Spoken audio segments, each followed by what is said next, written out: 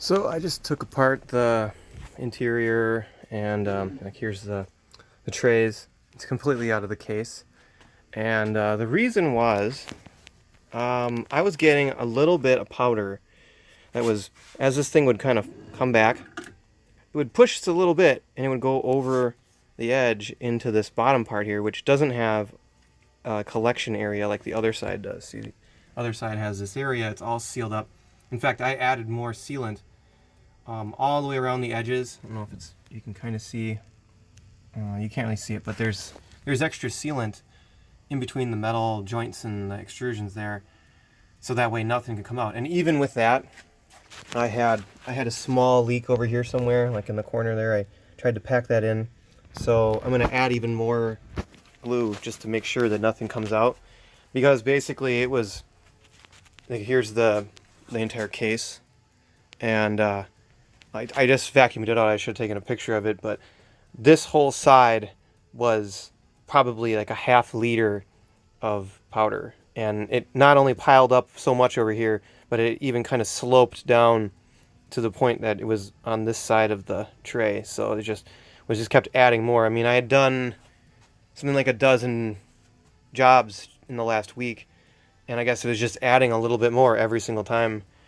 So my solution is I'm gonna use some of this leftover sheet metal I have from a different project and just build basically an L platform, like a T. It's like a T shape, and then I'll fold it in so it'll be an L from the other direction, and then just seal the corners, and then hopefully I'll have just enough room to put my vacuum attachment down here and just suck up anything that's in there, and that way I don't have to take the whole thing apart every time this, every dozen times that I'm using it, because that's just way too much powder.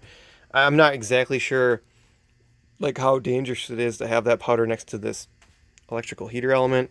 Obviously it didn't do anything because the powder that was in there, I just took it out and then filtered it, so it's probably still usable.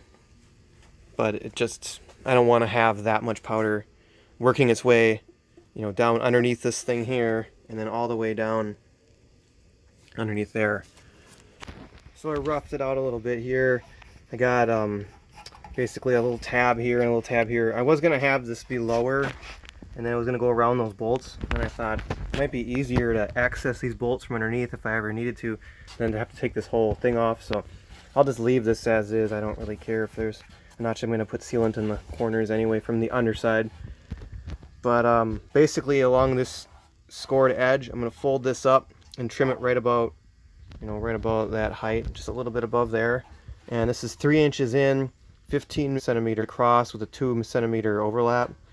I know I'm mixing units, but those are all even numbers. So as for the height, it's just whatever you want it to be. So I'm gonna seal this up and then use some of the leftover those little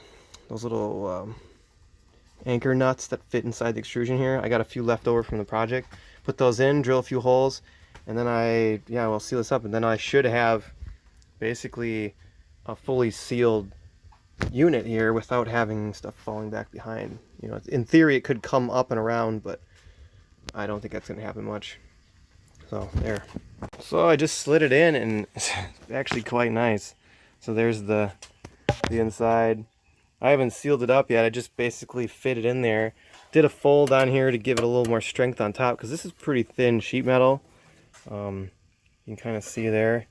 But I'm going to drill some holes in the side here and get this lined up. Here's the underside. Got a little space between there and the bolts so I can access these in case I need to adjust. I think this is a pretty good solution. I should really draw this up, but it's like a 30-minute job, so I don't think anybody needs that much help. It's all done. Actually looks pretty decent. I sealed up the bottom. I'm going to put a little bead of sealant as well on the inside there, just to make sure. I don't see any light through it, but yeah, so you can see a little bit of sealant poking through over there. But hopefully now with this, I shouldn't have anything overflowing underneath there.